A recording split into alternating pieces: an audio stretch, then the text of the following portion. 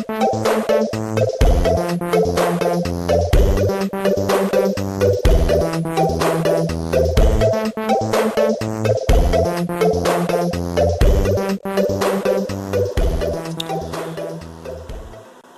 back here in the lab today, we are continuing on with my Amiga 2000 rebuild. I finally got all of the parts that I needed to get. I wanted to do as much as I could at once, so that explains the lag between video. So, at least on the motherboard, I've got three major things that I've done besides just take it out and clean it. The first thing, and this is important, is replaced and got this new slick battery unit that replaces the old nickel metal batteries, or excuse me, NiCad or NIM barrel batteries that were there. Now, when I was a teenager, I took this out and placed in this rigged up thing here. So this is just basically replacing my amateurish handiwork with something a bit more professional. So when I did this, and this board mimics this same procedure, if this will focus here, you'll notice that in addition to the holder, I have a little resistor here. This board down here encompasses all that. And the reason you need that resistor is because the old barrel batteries assume that they're going to be charged. In fact, the board supplies power for them so that they can recharge. But if you do that with one of these lithium cell batteries, bad things will happen. Notably, explosions, potentially fires, all things that really most people don't want to have happening in their house. So the other thing that I did here was install this InDivision ECS2. This is an integrated scan doubler flicker fix and apparently a Denise chip replacement. This does not have a Denise chip on it and must replicate it in a microcontroller on here. But so this, if you remember from earlier video, this is where the Denise chip is. That's one of the major video chips in the Amiga. So take that out, stick the InDivision in. It has a header pin here for VGA out, but it also allows me to continue to use the old Amiga video out port on the motherboard. But additionally, I could also hook this up to regular VGA monitor now, which will be important when I get to the latter part of this build. Now, in order to install this in my revision of motherboard, and this is a little difficult to see, but if you look here, this capacitor is a brand new capacitor. And what used to be is a capacitor about this size, these big black things here. But as you probably can tell, these capacitors are too big. If I had one of those in there, this InDivision ECS would not fit. So, replaced it with a smaller one, and as you can tell, there's not a lot of clearance between them, but there is enough. These do not touch. So, I maybe should have mounted this sideways, but it seems to do good enough. Once we get it in there, we have to monitor it for heat and all that, but I'm hoping that this will be fine. Anyhow, I powered this up a little while ago. I didn't capture any video of that, but it did work. Of course, the real proof is when I get it back into the case and hooked up like that, if it still works. If it still works, then I will be happy. Any of these intermediate steps, I'm not really fully keen on. But motherboard's been cleaned. I wiped down all of the, dusted off all the components with a nice anti-static brush here and some canned air. Wiped down the interference shielding, and there's a plastic layer between the two. And like I say, everything's looking pretty good. So we'll move on to the next step here and have another clip of video. Before I move on though, one little tip for those that may have these machines.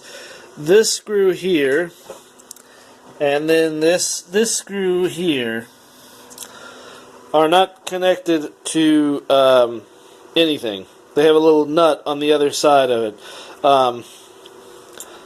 And they just screw into that nut. They're not connected to the interference shielding, the RF shielding, or the mother or the main case or anything like that. They're really just cosmetic, which caused me a little bit of pause, because I went to unscrew them, and then I tried to screw them back in, and I had to check myself for a moment. So these screws, if you have a revision 4.3 like me, and maybe future revisions too, they do not need to be unscrewed. I guess they're just cosmetic, although it's very odd for Commodore to do anything like that.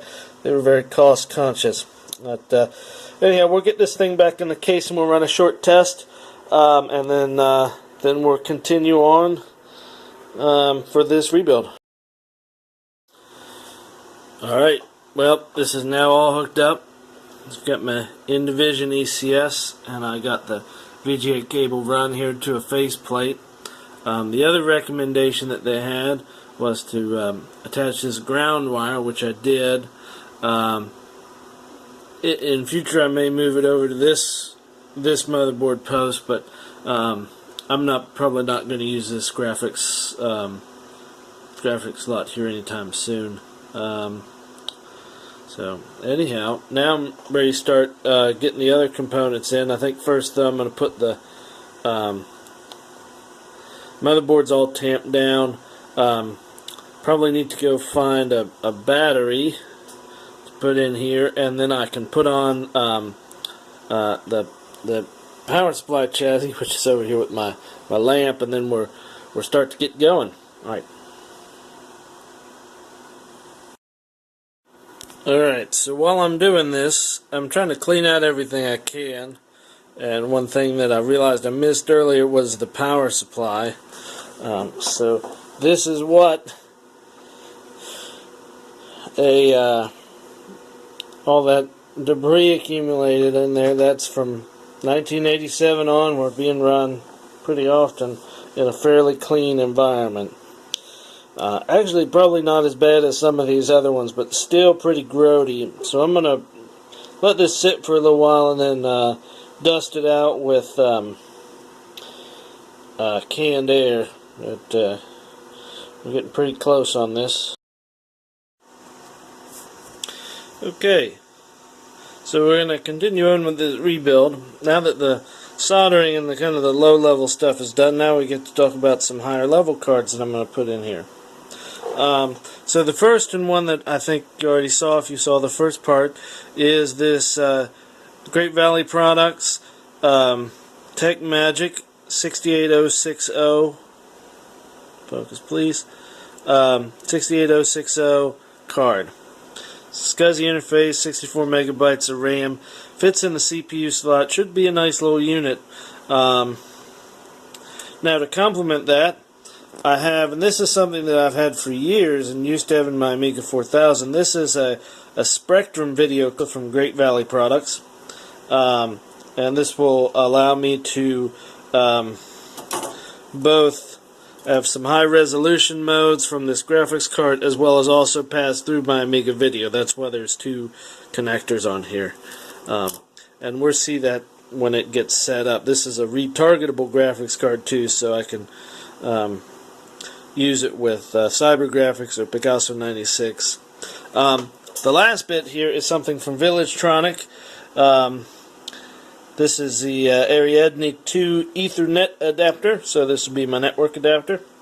This also used to go in my Amiga 4000. For my Amiga 4000, I actually bought one of those new X-Surfs, and thought about putting one in the 2000, but because this is just Zorro 2, it's kind of a waste. So I'm going to use this old board, which should provide sufficient performance for what I need. So we're going to put all these guys in here.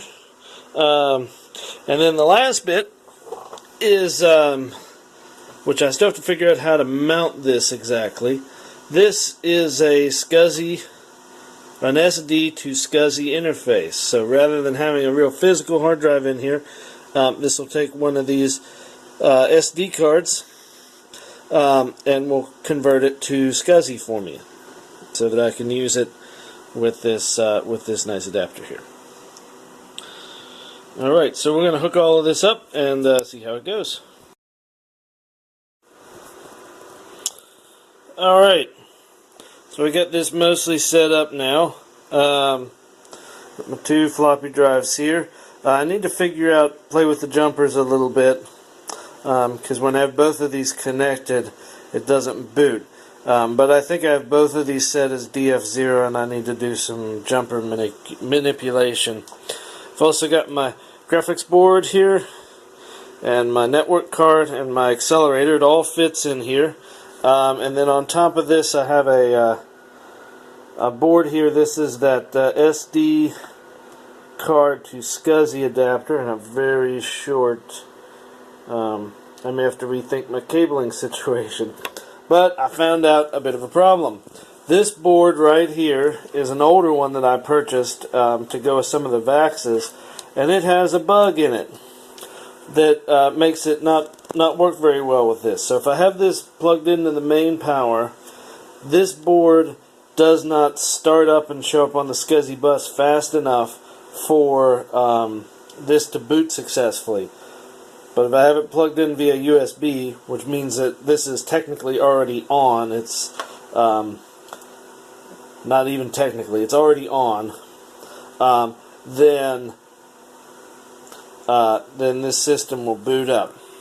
So this has pretty much everything in it. I still need to go get a clock battery, but it's starting to come together here. So we're flip switch over here.